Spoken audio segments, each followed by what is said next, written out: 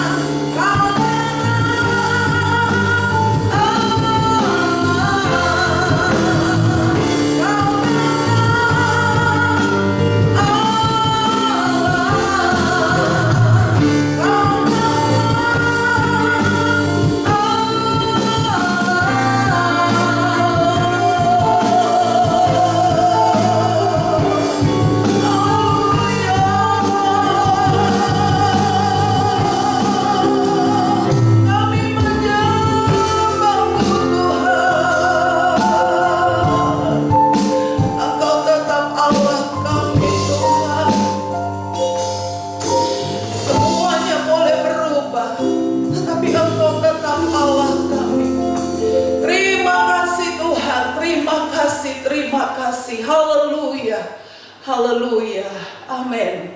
Mari kita mau bersorak-sorak bagi Allah kita. Pujian dan syukur hanya kepadanya. Bersorak-sorak hai umat Tuhan. Amin. Haleluya.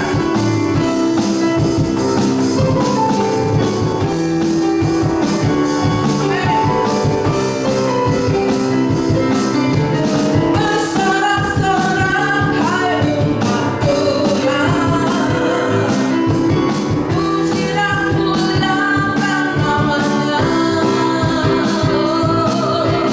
Besarlah kasih-Nya, ajaib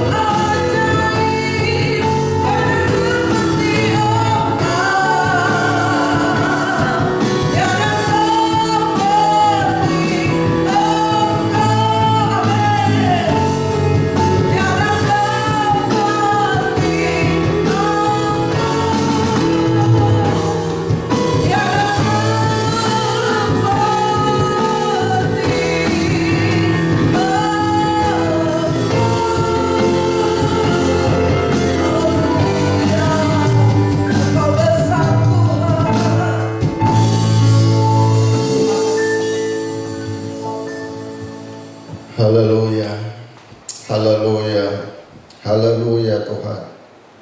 Engkau besar, Engkau ajaib, Engkau luar biasa. Engkau Allah yang hidup, penolong, yang memampukan kami berjalan di tengah-tengah dunia yang sulit ini Tuhan. Bahkan kami boleh menikmati setiap waktu kebersamaan dengan Tuhan. Kami boleh menjalani setiap aktivitas hidup kami dalam setiap hari. Kami yakin karena pertolongan Tuhan. Pada saat ini Tuhan, kami akan mendengarkan kebenaran firman-Mu. Berfirmanlah bagi kami Tuhan, biar iman kami terus diperbaharui dan terus dikuatkan untuk kami terus melangkah bersama dengan Tuhan. Urapi setiap telinga yang mendengar firman-Mu, urapi hamba-Mu, dalam nama Yesus. Haleluya, amin. Bapak Ibu yang diberkati Tuhan, dimanapun kita bisa menyaksikan acara ini, saudara-saudara, baik saudara yang ada di rumah, perlu saya sampaikan bahwa sikap hati kita sangat penting di dalam kita beribadah kepada Tuhan. Walaupun ibadah ini kita lakukan secara online, saudara-saudara, tetapi tidak boleh mengurangi tujuan ibadah itu. Tidak boleh mengurangi bagaimana kita bisa menikmati hadirat Tuhan, dan tidak mengurangi kita bisa menikmati persekutuan kita dengan Tuhan.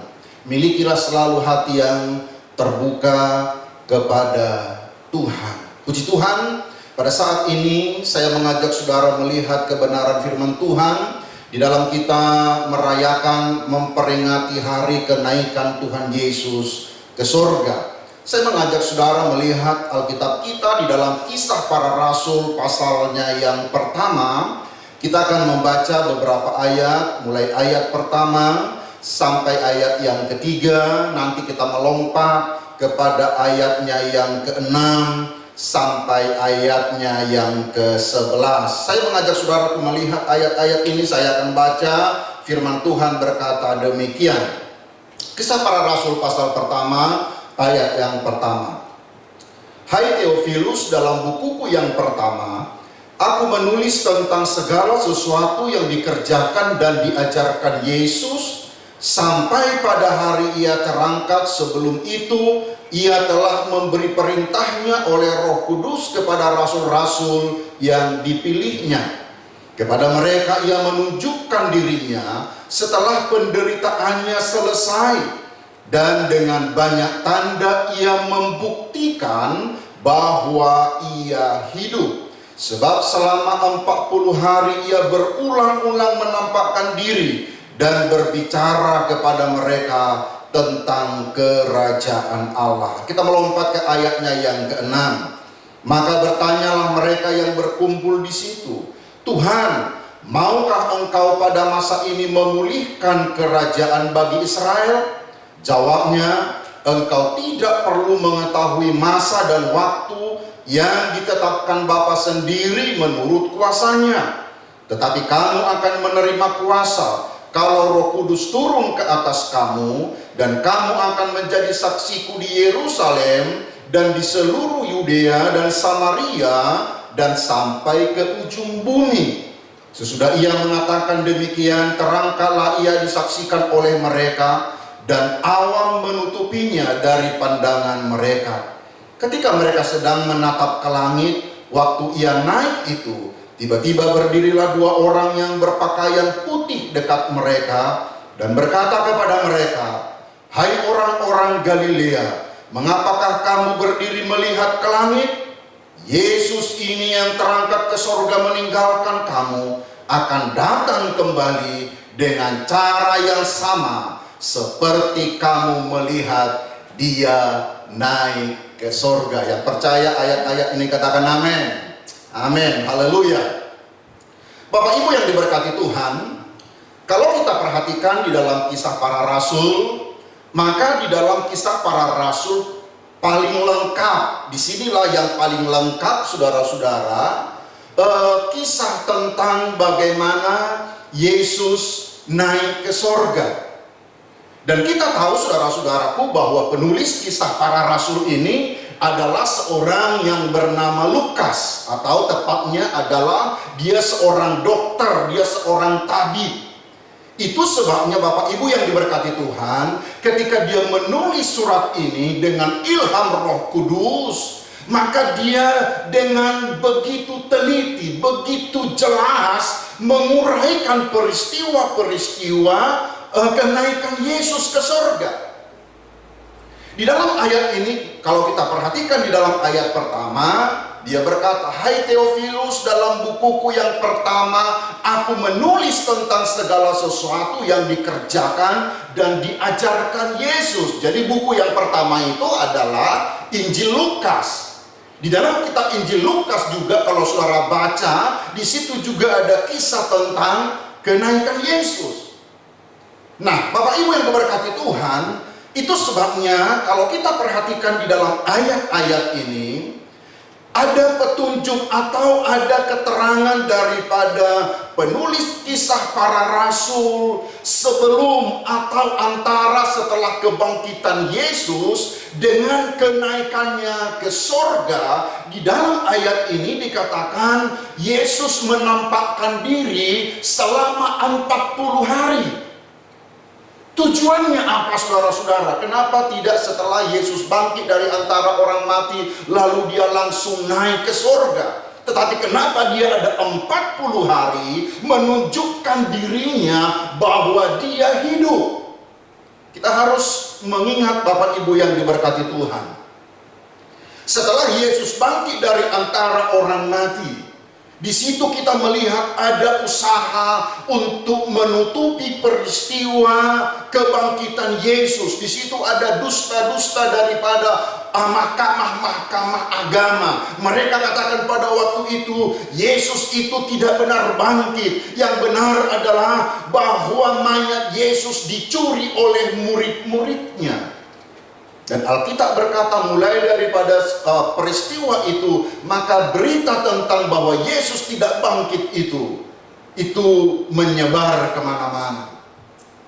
Nah, itu sebabnya Bapak Ibu yang diberkati Tuhan, di dalam ayat yang ketiga dalam kisah para rasul ini, di sini dikatakan jelas sekali kepada mereka, ia menunjukkan dirinya setelah penderitaannya selesai, dan dengan banyak tanda ia membuktikan.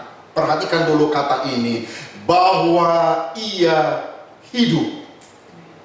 Jadi saudara-saudaraku, Yesus buktikan bahwa apa yang dituduhkan oleh orang-orang mahkamah agama itu tidak benar. Tetapi selama 40 hari dia kembali bersama-sama dengan murid-muridnya. Dia menunjukkan dirinya. Di dalam ayat ini jelas dikatakan bahwa ia hidup. Dan selama 40 hari juga saudara-saudara, itu dipakai oleh Yesus juga untuk menguatkan hati murid-murid yang ketika Yesus mati, sebagian besar mereka imannya tergoncang. Jadi sekali lagi saudara-saudara, antara kebangkitan dan kenaikan Yesus ada sebuah peristiwa di mana Yesus menunjukkan dirinya bahwa ia hidup. Tetapi kita perhatikan, setelah itu saudara-saudara, di dalam kisah para rasul yang kita baca tadi, maka Yesus harus meninggalkan mereka. Yesus harus naik ke surga. Dan pada saat ini saudara-saudara, inilah yang akan kita coba menjadi perenungan bagi kita. Apa tujuan kenaikan Yesus ke surga? Bukankah lebih indah? Bukankah lebih bahagia? Bukankah lebih bermakna seandainya Yesus sampai hari ini, karena dia adalah Allah. Adalah lebih baik seandainya Yesus tetap ada di dunia ini sampai hari ini? Saya kira saudara-saudaraku, kita akan berkata jauh lebih bermanfaat, jauh lebih baik seandainya Yesus ada di antara kita sampai hari ini dalam bentuk fisiknya. Tetapi kenapa saudara-saudara Yesus harus meninggalkan murid-murid itu? Kenapa Yesus harus naik ke surga? Saya berdoa pada saat ini ketika kita memperingati hari kenaikan Yesus, Tuhan akan menolong kita sehingga kita mengerti apa tujuan kenaikan Yesus. Nah, Bapak Ibu yang diberkati Tuhan, fungsi atau tujuan kenaikan Yesus ke sorga yang pertama adalah untuk menunjukkan bahwa misinya untuk menebus dosa kita sudah selesai. Sekali lagi saudara-saudaraku, untuk menunjukkan bahwa misinya untuk menebus dosa kita sudah selesai. Ingat, salah satu kata yang Yesus katakan ketika dia ada di salib adalah sudah selesai, tetelestai, sudah selesai saudara-saudaraku. Dan ini yang ingin ditunjukkan oleh Yesus. Kalau kita membaca di dalam satu ayat di dalam kitab Injil Yohanes pasal yang ke-17, Yohanes pasal yang ke-17 ayat yang ke-4 sampai ayat yang ke-5, Bapak Ibu, firman Tuhan berkata demikian. Aku telah mempermuliakan engkau di bumi dengan jalan menyelesaikan pekerjaan yang engkau berikan kepadaku untuk melakukannya. Yang kelima, oleh sebab itu ya Bapa, permuliakanlah aku padamu sendiri dengan kemuliaan yang kumiliki di hadiratmu sebelum dunia ada. Coba Bapak Ibu garis bawahi kata menyelesaikan di dalam ayat yang keempat itu, menyelesaikan pekerjaan yang engkau berikan kepadaku untuk melakukannya. Jadi saudara-saudaraku, kenaikan Yesus ke surga, dia kembali kepada dari mana dia datang, saudara-saudara. Karena di dalam ayat yang kelima dikatakan bahwa kemuliaan yang kumiliki di hadiratmu sebelum dunia ada.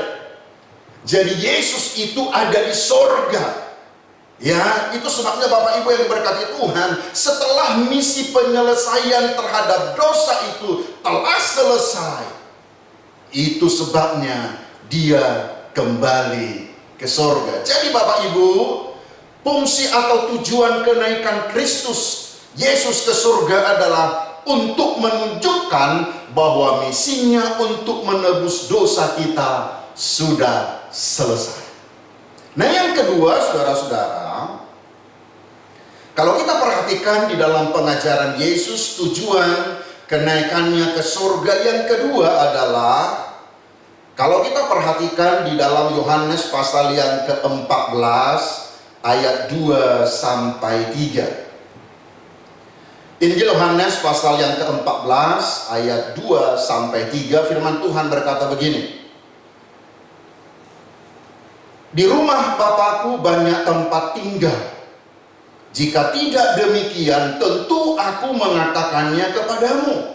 Sebab aku pergi ke situ untuk menyediakan tempat bagimu. Ayat 3. Dan apabila aku telah pergi ke situ dan telah menyediakan tempat bagimu, aku akan datang kembali dan membawa kamu ke tempatku. Bagian terakhir kita baca bersama-sama, 1, 2, 3. Supaya di tempat di mana aku berada, kamu pun berada. Jadi saudara-saudaraku, tujuan daripada kenaikan Yesus ke surga yang kedua adalah untuk menyediakan tempat. Sekali lagi, untuk menyediakan tempat dan menunjukkan bahwa kita yang percaya kepadanya juga akan ke surga. Jelas sekali di dalam apa yang Yesus katakan di dalam Yohanes pasal yang ke-14 ayat 2 sampai ayat yang ketiga. Ada sebuah kerinduan Tuhan. Kerinduan ini ada terus-menerus saudara-saudara di dalam bagian terakhir dari ayat yang ketiga itu. Supaya di tempat di mana aku berada, kamu pun berada. Alkitab mencatat Bapak Ibu, kalau kita membaca suratan Petrus, 1 Petrus pasal pertama khususnya, saudara akan menemukan Alkitab jelas berkata bahwa tempat kita yang sebenarnya bukan di dunia ini. Tempat kita di dalam dunia ini hanya pendatang. Di dalam dunia ini kita hanya perantau. Tetapi tanah air yang sesungguhnya setiap orang yang percaya kepada Tuhan adalah di sorga yang kekal. Dan itulah yang Yesus katakan, tujuan di mana Yesus naik ke sorga untuk menyediakan tempat untuk saya dan saudara. Yohanes pasal yang ke-17 ayat 24. Coba kita lihat dulu ayat ini, saudara-saudara.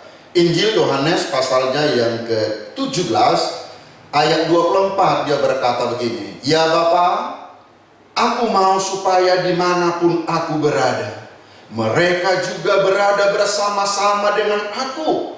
Mereka yang telah Engkau berikan kepadaku, agar mereka memandang kemuliaan-Ku yang telah Engkau berikan kepadaku. Sebab Engkau telah mengasihi aku sebelum dunia dijadikan." Jadi jelas sekali saudara-saudaraku yang diberkati Tuhan, Yesus naik ke surga untuk menyediakan tempat untuk saya dan saudara. Kita di dunia ini perantau, kita di dunia ini hanya pendatang, kita di dunia ini sementara. Tetapi Allah kita itu bertanggung jawab. Dia tidak mau, saudara-saudaraku, ketika kita meninggalkan dunia ini, lalu kita tidak punya tempat. Dan dari ayat-ayat yang kita baca, kalau kita perhatikan, ternyata saudara-saudaraku, kita bisa mengerti bahwa sorga itu adalah tempat. Sorga bukan hanya sekedar situasi, sorga bukan hanya sekedar keadaan. Tetapi kalau kita baca dalam firman Tuhan, bahwa sorga itu adalah sebuah tempat. Dan inilah tujuan akhir hidup kita, saudara-saudara. Saya katakan Allah sangat bertanggung jawab. Mulai dari kita lahir, saudara-saudara, bahkan ketika kita ada di dalam dunia ini, Dia pelihara kita. Dan ketika kita akan meninggalkan dunia ini pun, Dia sudah siapkan tempat untuk saya dan saudara. Yesus naik ke surga untuk menyediakan tempat untuk kita. Kemudian saudara-saudaraku yang ketiga, apa tujuan kenapa Yesus harus naik ke sorga? Ini tidak kalah penting, saudara-saudara, karena dengan naiknya Yesus ke sorga, maka Roh Kudus turun. Di dalam Yohanes pasal yang ke-16 ayat yang ke-7, mari kita perhatikan ayat ini bersama-sama. Injil Yohanes pasal yang 16 ayat 7 berkata begini, "Namun benar yang kukatakan ini kepadamu, adalah lebih berguna bagi kamu jika aku pergi. Sebab jikalau aku tidak pergi, penghibur itu tidak akan datang kepadamu. Tetapi jikalau aku pergi, aku akan mengutus dia kepadamu." Saudara-saudara yang diberkati Tuhan, Yesus naik ke sorga. Di dalam banyak kesempatan Dia selalu katakan kepada murid-muridnya, di banyak bahkan sebelum Dia mati, saudara-saudaraku, Dia sudah katakan, tidak selamanya aku tinggal bersama dengan kamu, aku akan meninggalkan kamu. Tetapi Dia berkata, aku tidak tinggalkan kamu seorang diri, aku akan mengirim penolong yang lain. Kapan penolong yang lain ini, saudara-saudaraku? Di dalam ayat yang kita baca ini, Dia berkata bahwa adalah lebih baik jika aku pergi. Karena kalau Dia pergi, Dia katakan, penghibur itu akan diutus. Aku akan mengutus dia kepadamu. Tujuan kenaikan Yesus ke sorga, saudara-saudara, itu mengirim atau mengutus penolong yang lain. Percayalah Bapak Ibu yang diberkati Tuhan, saya dan saudaraku selalu dipikirkan Tuhan. Kita selalu ada di dalam hati Tuhan. Dia selalu ingin memberi yang terbaik kepada kita. Sementara kita ada di dalam dunia ini, kita menghadapi kesulitan, tantangan hidup, kita menghadapi kesukaran, bahkan hari-hari ini. Tetapi kita bersyukur kepada Tuhan karena Yesus katakan, aku tidak tinggalkan kamu yatim piatu. Aku akan mengirim kepadamu penolong yang lain, yaitu Roh Kudus, yang tinggal di dalam hati kita, yang memberikan semangat kepada kita, yang memberikan kekuatan kepada kita. Itu sebabnya Bapak Ibu yang diberkati Tuhan, percayalah, saya dan saudara adalah baik Allah, baik Roh Kudus. Roh Kudus tinggal dalam kehidupan kita. Itu sebabnya kita kuat menghadapi situasi yang sangat sulit ini. Nah, kalau kita perhatikan, saya ingin sampaikan hal terakhir barangkali saudara-saudara. Di dalam kita memperingati kenaikan Yesus, kenaikan Yesus juga adalah bahwa Dia membuktikan, sekali lagi, kenaikan Yesus itu adalah membuktikan bahwa Dia adalah Raja kekal. Dia Allah yang mulia. Kalau Bapak Ibu membaca di dalam kitab Injil Markus pasal yang ke-16, Injil Markus pasal yang ke-16, ini bagian yang masuk di dalam pengakuan iman rasuli, saudara-saudara. Injil Markus pasal 16 ayat 19 dikatakan begini, sesudah Tuhan Yesus berbicara demikian kepada mereka, terangkatlah Ia ke sorga. Mari kita baca bersama-sama bagian terakhir. Lalu duduk di sebelah kanan Allah. Duduk di sebelah kanan Allah. Saudara-saudara, ini bukan secara letterlet, saudara-saudara ya. Ini adalah bentuk ataupun ini adalah bahasa kiasan yang menunjukkan tentang sebuah kemuliaan, menunjukkan sebuah kehormatan. Sebelah kanan Allah itu bicara tentang kemuliaan, bicara tentang kehormatan.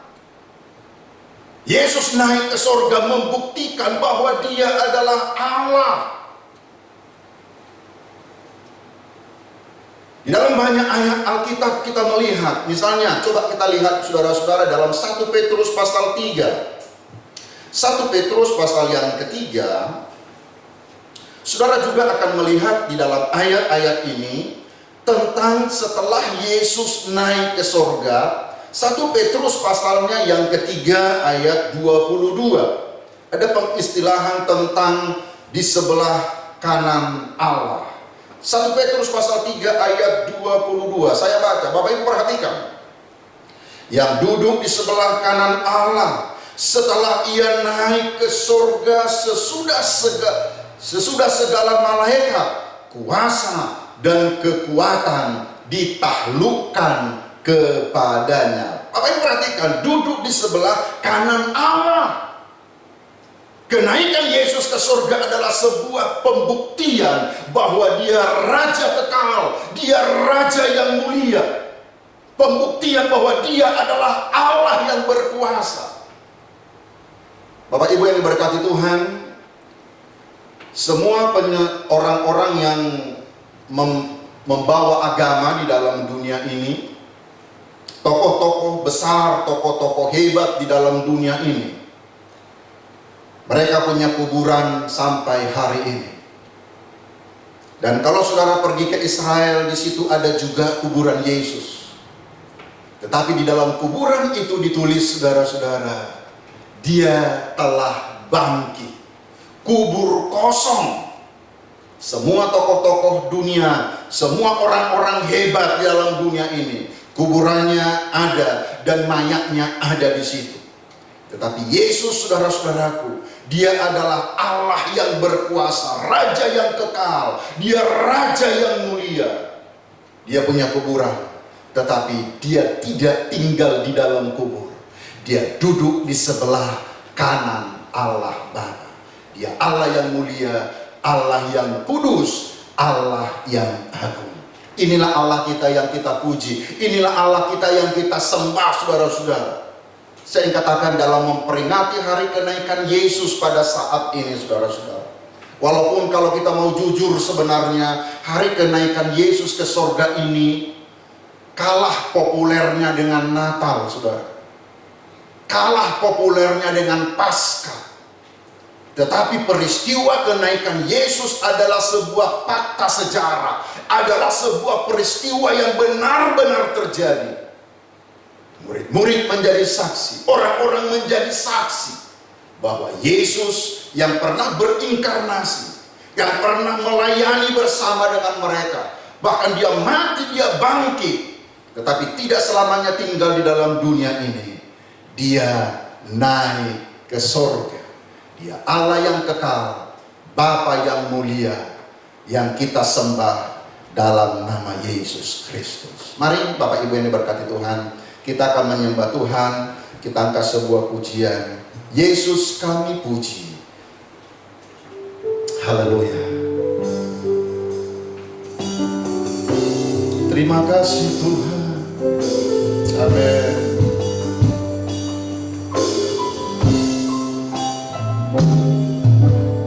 Yesus kami puja, kami sembah sebagai Raja,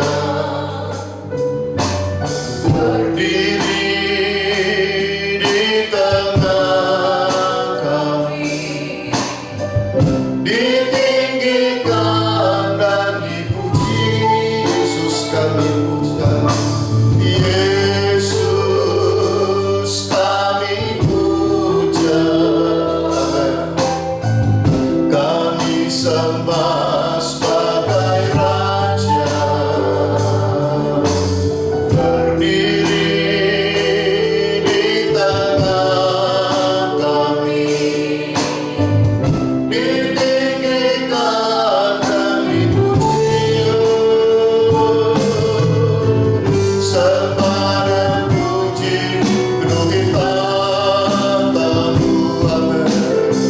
Sembah dan puji penuhi tahta-Mu, sembah dan puji penuhi tahta-Mu. Yesus Tuhan adalah Raja. Saya ingin mengajak saudara untuk betul-betul menghayati arti pujian ini. Dia adalah Raja. Dia adalah Allah yang kekal, Allah yang kudus, Allah yang mulia. Dia selalu mengingat dan memperhatikan kita. Dia katakan, aku tidak pernah meninggalkan kamu seorang diri. Aku akan kirim penolong, Roh Kudus, untuk selalu menyertai kita. Mari kita memuji dan menyembah Tuhan dengan sungguh-sungguh. Saya percaya ketika engkau menyembah Raja di atas segala raja, kekudusannya akan menjadi bagianmu. Ketika engkau menyembah Allah yang kekal, kuasanya akan bekerja dalam hidupmu. Mari kita angkat pujian ini dengan sungguh-sungguh. Yesus kami puja. Haleluya. Amin, amin. Yesus kami puja, kami sembah sebagai Raja, berdiri di tengah kami, ditinggikan dan dipuji.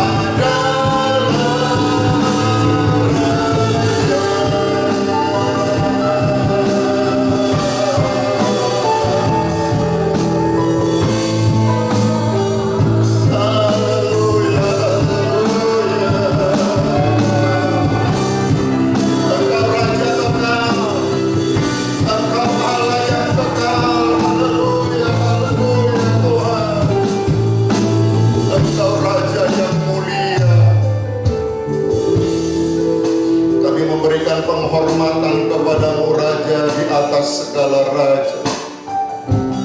Kami kagum akan Engkau Tuhan, kami hormat akan Engkau Tuhan.